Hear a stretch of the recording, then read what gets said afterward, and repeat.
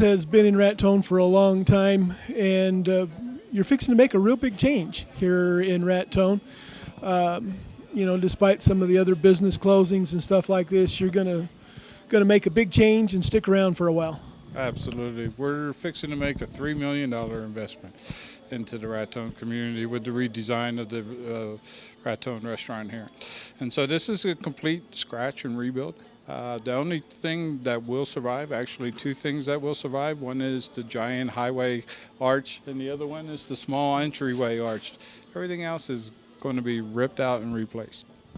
And some of the new designs, which we've got right here behind us, is what's going to grace some of the walls here in the new store.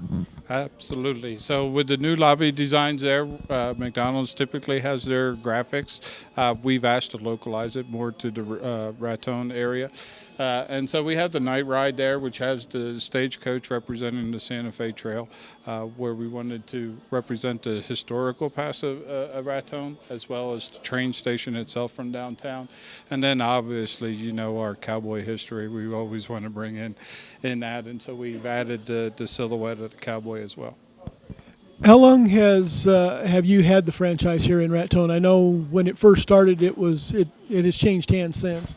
Oh, yeah. We came in here in August of 2001. So we've been here now more than 14 years. And so we've grown, obviously. We started with Raton and Trinidad. We now cover Las Vegas as well as Alamosa. So we're pretty excited. We love the area. We're outdoors people ourselves. So we love the history. We love the people and the environment. Now, Friday is the last day that you'll serve any meals here, and then what's the process? Friday at midnight is our last time here, and so I'm pretty sure there'll be some tears and some writing on the walls. People want to come in there and put little memories. During the weekend, there's some equipment that we'll save going through there. There's been requests from other McDonald's because we are not saving really anything. We are putting in a complete new equipment packaging because of the technology changes that have occurred over the years. And so once Saturday and Sunday belongs to us, we'll go through there and do those minor changes on Monday. We turn it over to the contractor. There's an asbestos inspection that needs to go on, and then after there, it's just leveling it out and starting over. How long do you propose to take to get the rebuild done? We project 120 days. We told if weather holds out, it could be as short as 90 days. Knowing Raton, we try to tinker on the 120. That way we don't disappoint. However, we're going to open when we're ready. And so, everything is locked. We're funded. Equipment is ordered. Everything is more waiting on the contractor at this point. And so, we're just going to go at it as fast and hard as possible. And I've also noticed that you've got signs that you're now hiring for the new store when it gets ready. What kind of positions is that going to be? Is any of the management that you've got in place now going to stick around? Absolutely. Our current employees right now, we've hired passenger vans. So like we said, we own Trinidad to the north and Las Vegas to the south. Our current plans are the employees to supplement Trinidad in the beginning. As we continue to hire, that'll transition to Las Vegas in the south. And we've, like I said, provided transportation in order to do that. The reason is we can teach McDonald's in Trinidad. We really need to teach the new side-by-side, the new equipment which Las Vegas has. And so that's why the people are transferred later down there. The overall footprint right now, the Trinidad or the Raton restaurant operates probably about 45 to 50 people. We're going to increase that to over 120. And so with the management team itself, it normally runs between 7 and 8 managers, shift managers that is. You're talking between 13 and 15 shift managers, 3 department managers, and then a salary general manager. So we're going to have a pretty large team here. That is quite a change as far as that goes. This McDonald's is ideally located. You've got Highway 87 coming from the west or from the east, and then I-25 north and south. Is that one of the things that that made this change possible, playing on that tourism and the traffic? Raton itself has a lot to offer, and you know what really seals it for us. Like I said, we love the area. I'm the chairperson for the tourism tax, so I know all the efforts that go into this wonderful community.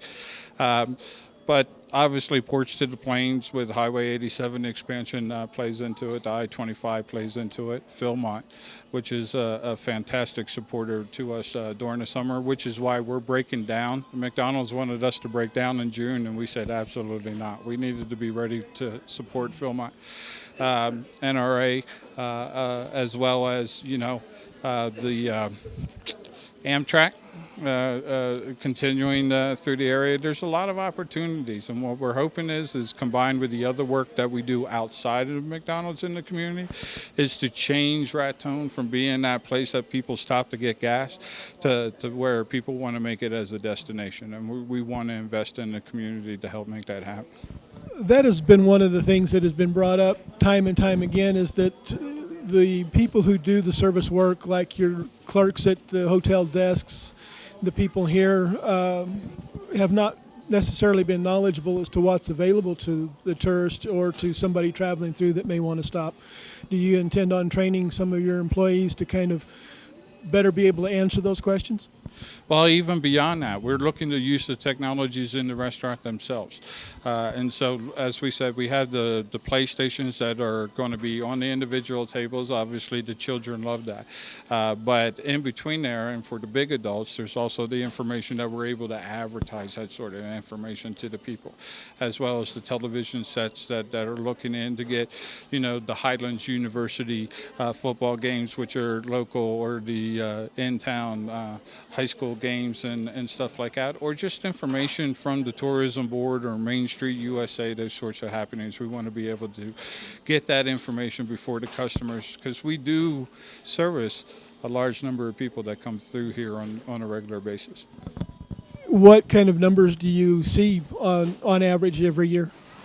Transaction-wise, we handled nearly 425,000 transactions in a year, serving more than 1.8 million people that just come through the restaurant. And that's really a conservative estimate, because it's really hard to measure buses and church vans and those sorts of devices that come through here.